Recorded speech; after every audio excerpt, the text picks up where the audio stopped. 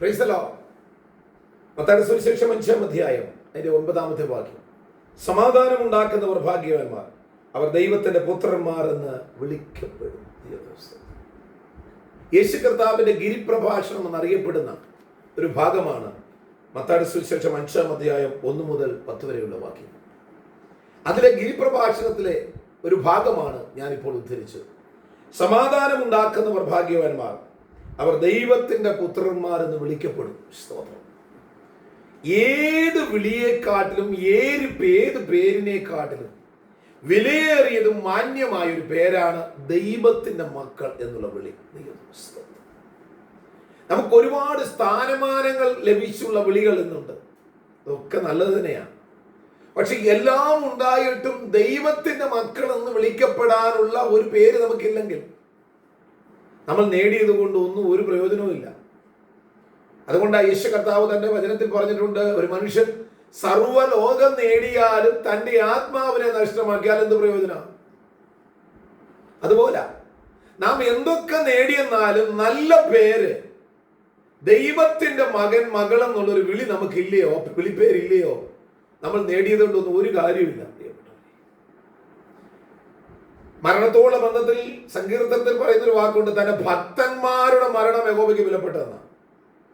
അപ്പൊ ഒരു ദൈവത്തിന്റെ ഭക്തനായി തീരുക, ദൈവത്താൽ വിളിക്കപ്പെടുന്ന പേര്.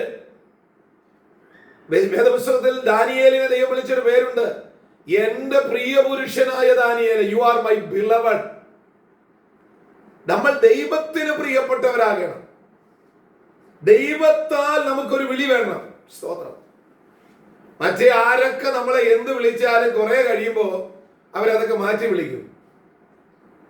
ഇന്ന് നമ്മളെ നല്ല പേരിട്ട് വിളിച്ച ഒരാള്, നമ്മളെ ബഹുമാനിച്ച് അല്ലെങ്കിൽ നമ്മളെ ഉയർത്തിയ ആള് കുറച്ച് കഴിയുമ്പോൾ, ചില ദിവസങ്ങൾ കഴിയുമ്പോൾ പേരൊക്കെ വേറെ മാറ്റി വിളിക്കും. അതാണ് മനുഷ്യർ. അപ്പോൾ മനുഷ്യരുടെ മുൻപിൽ നല്ല പേരുണ്ടാക്കുന്നതിന് മുൻപേ ആദ്യം ചെയ്യേണ്ടത് ദൈവത്താലുള്ള ഒരു വിളിപ്പേര് നമുക്കുണ്ടാകും. ഇവിടെ പറയുന്നു, ആർക്കാണ് ഭൂമിയിൽ സമാധാനം ഉണ്ടാക്കാൻ കഴിയുന്നത്? ദൈവത്തിന്റെ പുത്രന്മാർ എന്ന് വിളിക്കപ്പെടും.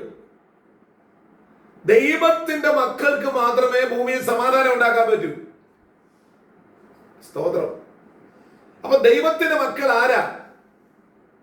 അതിൽ പെടുന്നവരാണോ നമ്മൾ ഇന്ന് പകൽക്കാലം നമ്മൾ ചിന്തിക്കണം. ദൈവമക്കൾ, മക്കളെങ്കിലോ നിങ്ങൾ അവകാശികളാ. ദൈവത്തിന്റെ മക്കളായി തീർന്ന സകലത്തിന്റെ അവകാശം ദൈവം നമുക്ക് തരിക. യേശുവിനെ കൈക്കൊണ്ട് അവര് യേശുവിനെ വിശ്വസിച്ച്, ഹൃദയത്തിൽ വിശ്വസിച്ച്, പാപങ്ങളെയൊക്കെ ഏറ്റുപറഞ്ഞ് ഒരു ദൈവ പൈതലായി തീരുക. അപ്പോൾ നമുക്ക് ലഭിക്കുന്ന ഒരു പേരാണ് മകനെ മകളെ എന്നുള്ള, ദൈവത്തിന്റെ മകൻ, ദൈവത്തിന്റെ മകൾ എന്നുള്ള വിളിപ്പേര്.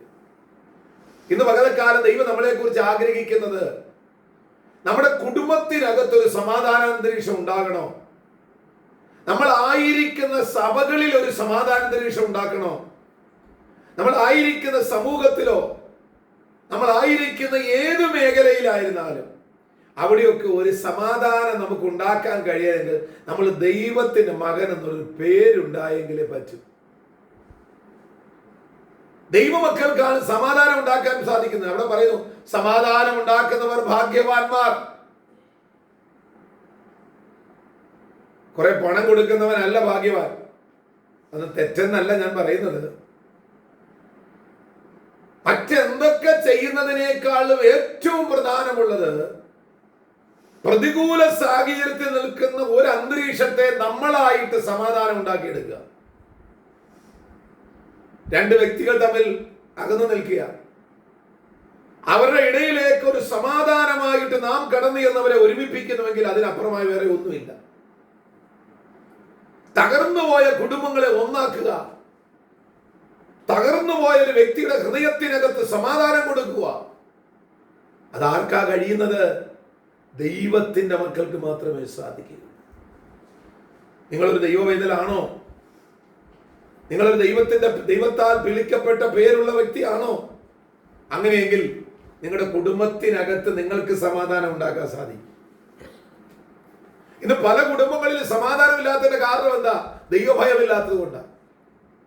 ആർക്കും ദൈവത്തെ ഭയമില്ല. ദൈവഭയമുള്ള ഒരു വ്യക്തി എവിടെയുണ്ടോ അവിടെ സമാധാനം ഉണ്ടാകും. ആർക്ക് ഇന്ന് ദൈവത്തെ ഭയപ്പെടാൻ ആർക്കാ സമയം? കാരണം ദൈവം കാരുണ്യവാനായ ദൈവമല്ലേ.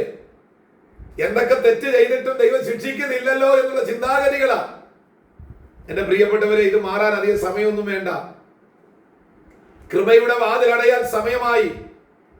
സ്നേഹവാനായ ദൈവത്തിന്റെ സ്നേഹം നമ്മളിൽ നിന്നും അത് എടുക്കുവാനുള്ള സമയം അടുത്തു വരുമ്പോൾ ഈ സ്നേഹത്തിന്റെ കൊടുക്കീഴിൽ നിന്നുകൊണ്ട് ദൈവത്തിന്റെ പൈതൽ എന്നുള്ള പേർവിളി നമുക്ക് ലഭിച്ചു കഴിഞ്ഞാൽ, ദാനിയേലിനെ പോലെ ദൈവം നമ്മളെ നോക്കി വിളിക്കട്ടെ, എന്റെ പ്രിയ പുരുഷനായ ദാനിയേലേ എന്ന് വിളിച്ചതുപോലെ നമ്മുടെ ജീവിതത്തിനകത്ത് നമുക്കൊരു സമാധാനം ഉണ്ടാക്കുന്നവരായി തീരാം. നാം സമാധാനം പ്രാപിച്ചെങ്കിൽ മാത്രമേ മറ്റുള്ളവർക്ക് സമാധാനം കൊടുക്കാൻ പറ്റൂ. അതിനെന്താ വേണ്ടത്? ദൈവപാദപീഠത്തിലിരുന്ന് കുറവുകളെ ദൈവത്തോട് ഏറ്റു പറയുക. ലംഘനം ക്ഷമിച്ചും പാപം മറച്ചും കിട്ടിയ മനുഷ്യനാ ഭാഗ്യവാൻ. നമ്മുടെ കുറവുകളൊക്കെ ദൈവത്തോട് ഏറ്റുപറഞ്ഞ് പാപമോചനം പ്രാപിച്ചാൽ നമ്മുടെ ഹൃദയത്തിനകത്ത് സമാധാനം വരും. ദൈവത്തിന്റെ മകനെന്നും മകളെന്നുമുള്ള വിളി നമ്മൾ കേൾക്കും. അങ്ങനെയുള്ളവർക്കാണ് സമാധാനം കൊടുക്കുവാൻ കഴിയുന്നത്.